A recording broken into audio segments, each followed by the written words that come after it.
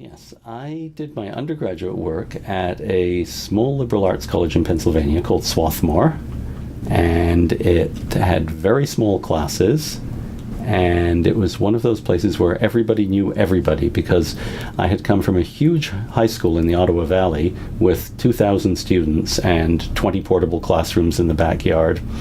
And suddenly I was in this little undergraduate liberal arts college with 1,200 students, and where my largest class had 10 or 12 students. And this is one of the reasons I'm a great believer in small classes, because I benefited enormously from going through an undergraduate program where I was only maybe 2 or 3 times in a class of more than 20 students. Well, I had hair almost down to my waist. I was very politically involved. It was the era of the wars in Central America and the U.S. intervention in Central America, and one of my proudest boasts is that I once played a role or I was once on a committee that put 18,000 people into the center of Washington, D.C. to protest the Reagan administration policy in D.C. I also wrote for the student newspaper, and I organized a lot of events to bring speakers to campus. That was something I got very involved in, speakers mainly on Central America at that stage. What I'm interested in is actually bringing the student close to the material. And if the material is hard, well, so be it. The student has to concentrate, but they get more out of it if they've mastered something hard than if they've mastered something easy. My most recent book is called Green Reef, and it's a very personal essay on climate change. And it seems to me that one thing that's lacking a bit in the debate on climate change is the humanities perspective. We know from scientists that the majority of scientists are in agreement that this is happening and that it's happening because of human behavior.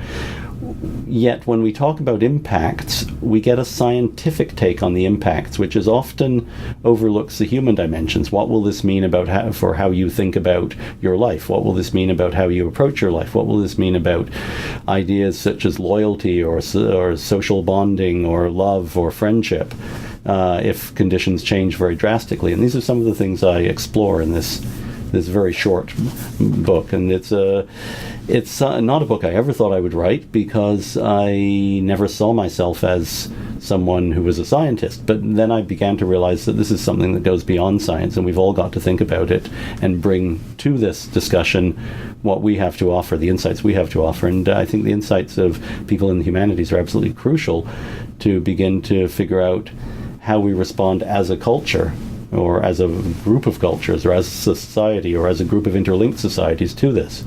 The advice I always give to students is to be adaptable, and I fear that the next generation will have to be really spectacularly adaptable by comparison with any previous generation, because I think the actual conditions of society are probably going to change an awful lot in their lifetimes. So learn as much as you can, and try to adapt to whatever is coming. Don't assume the way things are now is the way they'll always be. We all learn that as we go forward in life, that things, when you're 40, things are very different than they were when you were 20. But I think this will be exponentially more the case for the current generation of students. As always, one thing I always say to students is study what turns you on, study what makes you excited. Don't feel you have to do the practical degree that your uncle says you have to do just because at this point in history it looks 10% more likely to get you a job. Conditions always change radically, and what you need in the long term is a background that will allow you to keep growing and adjusting and finding a way to cope with whatever circumstances, economic, climatological, or cultural or social, come along.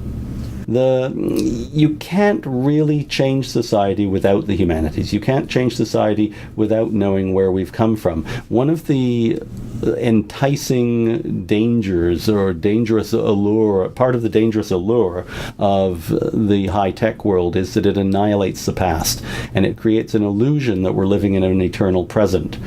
And because of that, we become less conscious of being controlled by the past. In fact, you are still going to be controlled by the past, even if you're spending all your time on Facebook and YouTube and so on. And so you'd better learn something about it. And the more you learn about your culture, which is the culture of all humanity, your history, your literature, the more you learn about those things, the more context you will have to respond to whatever comes along in the future, either at a personal level or a societal level.